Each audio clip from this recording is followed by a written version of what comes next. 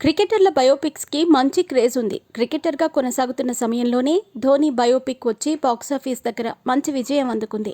సచిన్ టెండూల్కర్ బయోపిక్ని డాక్యుమెంటరీగా తీసుకొస్తే అజారుద్దీన్, కపిల్ దేవ్, ప్రణీవ్ తాంబే, మిథాలీ రాజ్ వంటి క్రికెటర్ల బయోపిక్స్ కూడా వచ్చాయి. టీమిండియా మాజీ కెప్టెన్ సౌరవ్ గంగూలీ బయోపిక్ గురించి కొన్నేళ్లుగా చర్చలు జరుగుతున్నాయి. ఎట్టకేలకు ఈ ఏడాది ఈ బయోపిక్ మూవీని సెట్స్ మీదకి తీసుకెళ్లేందుకు ప్రణాళికలు సిద్ధమవుతున్నాయి. సౌరవ్ గంగూలీ తన బయోపిక్లో రణబీర్ కపూర్ అయితే సరిగ్గా సెట్ అవుతాడని కామెంట్ చేశాడు. రణబీర్ కూడా గంగూలీతో కలిసి బ్యాటింగ్ ప్రాక్టీస్ చేస్తూ కనిపించాడు. దీంతో రణబీర్ గంగూలీ బయోపిక్లో కనిపించటం పక్కా అనుకున్నారంతా.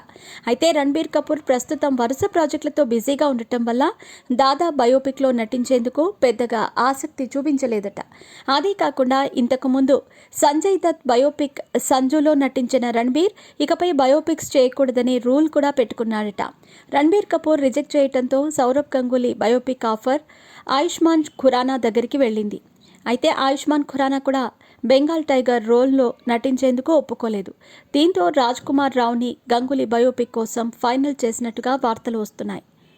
లవ్ ఫిల్మ్ బ్యానర్పై రంజన్ ఈ సినిమాని నిర్మించబోతున్నాడు. గతేడాది శ్రీకాంత్ మూవీతో స్త్రీ 2 మూవీలో నటించిన రాజ్ కుమార్ రావు రెండో సూపర్ హిట్లు అందుకున్నాడు. నటుడిగా రాజ్ కుమార్ రావు ఇప్పటికే ఎన్నో అవార్డులు గెలుచుకున్నాడు. మరి గంగూలీ బయోపిక్ కోసం రాజ్ కుమార్ రావు ఎలాంటి మేకోవర్లో కనిపించబోతున్నాడనేది ఆసక్తికరంగా మారింది. మ్యాచ్ ఫిక్సింగ్ కుంభకోణంలో ఇరుక్కున్న సమయంలో టీమిండియా కెప్టెన్సీ పగ్గాలు చేపట్టిన సౌరవ్ గంగూలీ భారత జట్టులో గెలుపు కసిని నింపాడు. 2022 ఐసీసీ ఛాంపియన్స్ ట్రోఫీ గెలిచిన Sourav Ganguly team 2003 one day world కప్లో ఫైనల్ చేరింది. లార్డ్స్లో సెంచరీతో టెస్ట్ అరంగేట్రం చేయటం, అదే లార్డ్స్లో నార్త్ వెస్ట్ సిరీస్ విజయం తర్వాత చొక్కా విప్పి సెలబ్రేట్ చేసుకోవటం దాదా అభిమానులు ఎప్పటికీ మర్చిపోలేని మూమెంట్స్. హెడ్ కోచ్ గ్రెగ్ చాపెల్తో విభేదాలు, టీంలో ప్లేస్ కోల్పోవటం, తిరిగి రీఎంట్రీ ఇవ్వటం, రిటైర్మెంట్, బీసీసీఐ ప్రెసిడెంట్గా బాధ్యతలు తీసుకోవటం, ఇలా సౌరవ్ గంగూలీ జీవితంలో కావలసిన మసాలా అంతా ఉంది.